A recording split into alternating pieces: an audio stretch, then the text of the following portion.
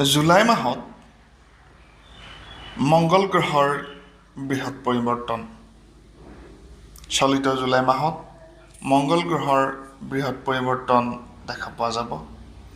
July মাহৰ শেষৰ ফালে 25 জুলাই দিনাখন মংগল গ্ৰহৰ পৰিৱৰ্তন।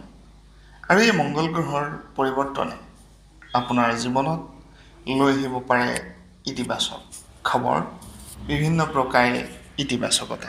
এইকাৰণে যে জুলাই মাহত এইবাৰ মংগল গ্ৰহৰ শুভ দৃষ্টি দেখিবলৈ পোৱা গৈছে।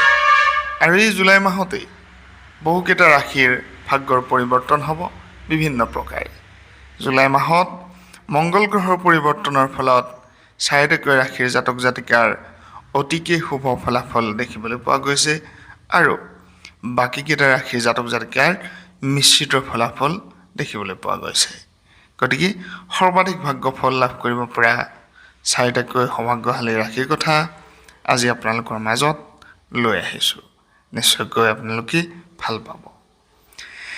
25 জুলাইৰ দিনা মংগল গ্ৰহৰ যিহেতু পৰিৱৰ্তন হ'ব, ধনৰ ক্ষেত্ৰত, টকা পইচাৰ ক্ষেত্ৰত, অৰ্থনৈতিক ক্ষেত্ৰখন, চাকৰি কৰ্মৰ ক্ষেত্ৰখন বা আপোনাৰ স্থায়ী সম্পত্তি, মাটি ইত্যাদিৰ ক্ষেত্ৰতো বহু পৰিমাণে যথেষ্ট গুৰুত্ব দিব বুলি কোৱা হৈছে, প্ৰভাৱ পৰিব বুলি কোৱা হৈছে এই মংগল গ্ৰহৰ বিশেষ পৰিৱৰ্তনৰ ফলত। 25 জুলাইৰ যিহেতু শক্তিশালী হিচাপে পৰিৱৰ্তন হ'ব মংগল গ্ৰহ, আৰু মংগল গ্ৰহৰ এই গুৰুত্বপূৰ্ণ পৰিৱৰ্তনে আপোনাৰ জীৱনত প্ৰভাৱ কিন্তু নিশ্চয়কৈ লৈ আহিব। যিসকল ব্যক্তিৰ মংগল গ্ৰহ শুভ দৃষ্টিত আছে তেওঁলোকৰ বাবে অতিকে ভাল ফলাফল। আপোনাৰ জন্মকুণ্ডলীত যদি মংগল গ্ৰহৰ দৃষ্টি সুন্দৰভাৱে আছে তেনেহ'লে কিন্তু আপোনালোকৰ কোনো চিন্তাৰ কাৰণ নাই। আৰু যিসকল ব্যক্তিৰ মংগল গ্ৰহৰ কিছু কিছু ক্ষেত্ৰত অশুভ প্ৰভাৱ বা ঋণাত্মক দৃষ্টি দেখিবলৈ পোৱা যায় তেওঁলোকে কিন্তু সাৱধানতা অৱলম্বন কৰিব লাগিব। 25 জুলাইৰ দিনা শক্তিশালী হিচাপে মংগল গ্ৰহ পৰিৱৰ্তন হোৱাৰ বাবেই যথেষ্ট গুৰুত্বপূৰ্ণ কথাখিনি সংঘটিত হ'ব পাৰে। বিশেষভাৱে 25 জুলাইৰ দিনাখন 25 জুলাই 2026 ৰাতিপুৱা 5:57 মংগল গ্ৰহৰ বিশেষ পৰিৱৰ্তন হ'ব আৰু ঠিক 31 জুলাই পৰ্যন্ত বিশেষভাৱে এই গ্ৰহৰ পৰিৱৰ্তন সাংঘাতিকভাৱে শক্তিশালী হৈ থাকিব, যাৰ ফলত 4টাকৈ ৰাশিৰ ধন টকাৰ ক্ষেত্ৰত, অৰ্থনৈতিক ক্ষেত্ৰত, মাটি বাৰীৰ ক্ষেত্ৰত বা ৰাজনৈতিক জগতৰ ক্ষেত্ৰতো ইয়াৰ প্ৰভাৱ দেখিবলৈ পোৱা যাব। সেয়া কৰ্মক্ষেত্ৰ, চাকৰি, বিভিন্ন প্ৰকাৰে বিনিয়োগ ইত্যাদিতো ইয়াৰ প্ৰভাৱ দেখিবলৈ পোৱা যাব আংশিকভাৱে। বৃষভ ৰাশি জাতক জাতিকাসকল পোনপটীয়াকৈ আপোনালোকে মনোযোগেৰে শুনিব। সকলোকে অনুৰোধ জনাইছোঁ, চেনেলটো আপোনালোকে যদিহে ছাবস্ক্ৰাইব কৰা নাই ছাবস্ক্ৰাইব কৰি দিব।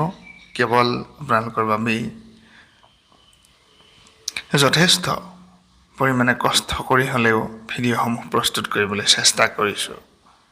গতিকে আপোনালোকে ছাবস্ক্ৰাইব কৰি দিলে আমি অলপ আনন্দ পাম, আমি আগবাঢ়ি যোৱাত আমাৰ যথেষ্ট সহায় হ'ব। যি নহওক, বৃষভ ৰাশিৰ কথা ক'ব বিচাৰিছোঁ। ভাগ্যশালী ৰাশিৰ প্ৰথম ভাগ্যশালী ৰাশি বৃষভ ৰাশি অৰ্থাৎ বৃষ ৰাশি। বৃষ ৰাশিৰ জাতক জাতিকাসকলৰ বাবে বিশেষভাৱে শুভ সময়ৰ আৰম্ভণি 25 জুলাইৰ পৰা। 25 জুলাইৰ পৰাই আপোনালোকৰ সমৃদ্ধি, অগ্ৰগতি, বিভিন্ন প্ৰকাৰে উন্নতিৰ ক্ষেত্ৰখন টনকিয়াল হ'ব, বিভিন্ন প্ৰকাৰ অৰ্থনৈতিক ক্ষেত্ৰত উন্নতি আহিব আৰু ভাগ্যৰ ফলাফলো আপোনালোকে লাভ কৰিব পাৰিব। বিভিন্নজন ব্যক্তিয়ে মোক কয় যে বিভিন্ন প্ৰকাৰীয়া বিভিন্ন ধৰণৰ ঋণাত্মক কমেণ্ট দিব বিচাৰে। তেওঁলোকক কওঁ, প্ৰকৃততে আপোনালোকে গৱেষণা কৰি চাওক, জ্যোতিষশাস্ত্ৰৰ শিক্ষা গ্ৰহণ কৰক আৰু প্ৰকৃততে যুক্তি সহকাৰে আমাৰ সৈতে যুক্তি তৰ্কত লিপ্ত হওক। অনুৰোধ জনাইছোঁ সকলোকে যিসকলে ঋণাত্মক কমেণ্ট কৰে। বৃষভ ৰাশিৰ জাতক জাতিকাসকলৰ চাকৰিৰ ক্ষেত্ৰত, কৰ্মৰ ক্ষেত্ৰত উন্নতি আহিব। ডাঙৰ ডাঙৰ প্ৰজেক্ট লোৱাৰ সম্ভাৱনা, সন্মুখত অহাৰ সম্ভাৱনা দেখিবলৈ পোৱা গৈছে। পৰিয়ালত সুখ বিৰাজমান হ'ব বুলি কোৱা হৈছে। আনফালে বিভিন্ন প্ৰকাৰে অৰ্থনৈতিক উন্নতি, মাটি বাৰীৰ ক্ষেত্ৰত অগ্ৰগতি, স্থায়ী সম্পত্তি লাভৰ যোগ, এইখিনি কথা কিন্তু আপোনালোকৰ দেখিবলৈ পোৱা গৈছে। যদিহে আপোনালোকৰ বিভিন্ন সমস্যা আছিলে, ব্যৱসায়িক সমস্যা, পাৰিবাৰিক সমস্যা, বিভিন্ন প্ৰকাৰৰ অসুবিধা, অশান্তি ইত্যাদিৰ পৰা পৰিত্ৰাণৰ উপায়ো পাব। যিসকলৰ মংগল গ্ৰহ শুভ হৈ থাকে, পোনপটীয়াকৈ পাৰিবাৰিক ক্ষেত্ৰত তাৰ ছায়া দেখিবলৈ পোৱা যায়। মংগল গ্ৰহ শুভ হ'লে পাৰিবাৰিক ক্ষেত্ৰখন অশান্ত হৈ পৰে। গতিকে মংগল গ্ৰহৰ প্ৰতিকাৰ কৰিলে ঠিক পাৰিবাৰিক ক্ষেত্ৰত থকা অসুবিধাসমূহৰ কিন্তু যথেষ্ট পৰিত্ৰাণৰ উপায় পোৱা যায়। কিন্তু মংগল গ্ৰহৰ প্ৰতিকাৰ যধে মধে কৰাটো একেবাৰে উচিত নহয়। জ্যোতিষীয় পৰামৰ্শ অনুযায়ী মংগল গ্ৰহৰ প্ৰতিকাৰ কৰিব লাগে। গ্ৰহণই কেতিয়াবা কিন্তু বেয়া ফলো দিয়ে। গতিকে সাৱধানতা অৱলম্বন কৰিহে গ্ৰহৰত্ন ধাৰণ কৰিব। যধে মধে যি টি ৰত্ন ধাৰণ আপোনালোকে নকৰিব, এয়া অনুৰোধ। ভাগ্যশালী ৰাশি 2, দ্বিতীয় ভাগ্যশালী ৰাশি হৈছে মিথুন ৰাশি। মিথুন ৰাশি জাতক জাতিকাসকলৰ বিশেষভাৱে মংগলৰ যি পৰিৱৰ্তন, মংগলৰ দিশ পৰিৱৰ্তনৰ ক্ষেত্ৰত আপোনালোকৰ জাতক জাতিকাসকলৰ বাবে, মিথুন ৰাশিৰ জাতক জাতিকাসকলৰ বাবে কৰ্মত পৰিৱৰ্তন আহিব। প্ৰমোচন পোৱাৰ সম্ভাৱনা দেখিবলৈ পোৱা গৈছে। দায়িত্ব বৃদ্ধিৰ যুগ দেখিবলৈ পোৱা গৈছে। আনফালে আপোনালোকৰ ইনকামৰ নতুন নতুন দৰ্জা খোল খাব, নতুন নতুন ৰাস্তা পাব, যি ৰাস্তাত আপোনালোকে আগবাঢ়িলে নিশ্চয়কৈ আপোনালোকৰ পৰৱৰ্তী পৰ্যায় অতিকৈ সুন্দৰ হ'ব, অতিকৈ শক্তিশালী হ'ব, অতিকৈ অগ্ৰগতি নিশ্চয়কৈ আপোনালোকে কৰিব পাৰিব। কৰ্মৰ ক্ষেত্ৰত নতুন মাটি, সম্পত্তি, যান বাহন আদি পোৱাৰো যোগ দেখিবলৈ পোৱা যায়। এইখিনি সময়ত বিশেষভাৱে মিথুন ৰাশিৰ জাতক জাতিকাসকলৰ স্বাস্থ্যৰ ক্ষেত্ৰত গুৰুত্ব দিয়াটো প্ৰয়োজন বুলি কোৱা হৈছে। এইখিনি সময়ত ফিটনেছৰ প্ৰতি আপোনালোকে নিশ্চয়কৈ গুৰুত্ব দিব। বাকীখিনি কথা কিন্তু ভাগ্যৰ কথাই হওক, কৰ্মৰ কথাই হওক, চাকৰিৰ কথাই হওক ভাল। বৃশ্চিক ৰাশি। বৃশ্চিক ৰাশিৰ জাতক জাতিকাসকলৰ ঠিক তেনেধৰণেই মংগল গ্ৰহৰ গতি পৰিৱৰ্তনৰ বাবেই আপোনালোকৰ যথেষ্ট উৰ্জা আহিব বুলি কোৱা হৈছে। এনাৰ্জেটিক ফিল কৰিব নিজকে, আৰু বিশেষভাৱে আপোনালোকৰ কৰ্মত সফলতা লাভৰ যোগ বাঢ়িছে।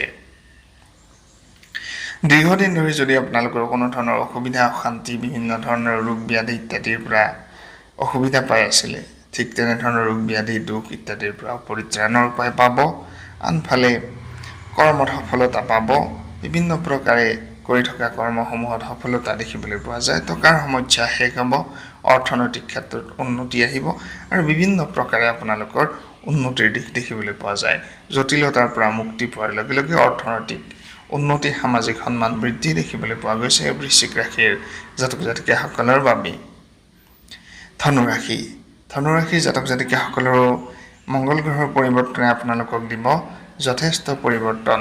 আপোনালোকৰ বিশেষ শুভ সময় বা ভাগ্যৰ চকা কৰিছে বুলি ক'ব পাৰি। বিভিন্ন প্ৰকাৰে আপোনালোকৰ ইতিবাচক ফলাফল দেখিবলৈ পোৱা যাব।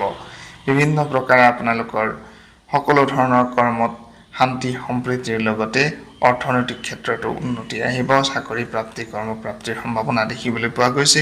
ধন অৰ্থৰ উন্নতি আহিব। যদিহে বিভিন্ন ধৰণৰ চিন্তা, অশান্তি, বিভিন্ন ধৰণৰ পাৰিবাৰিক সমস্যাত ভুগি আছিলে, সেই সমস্যাৰ পৰা পৰিত্ৰাণৰ উপায় আপোনালোকে নিশ্চয়কৈ পাব।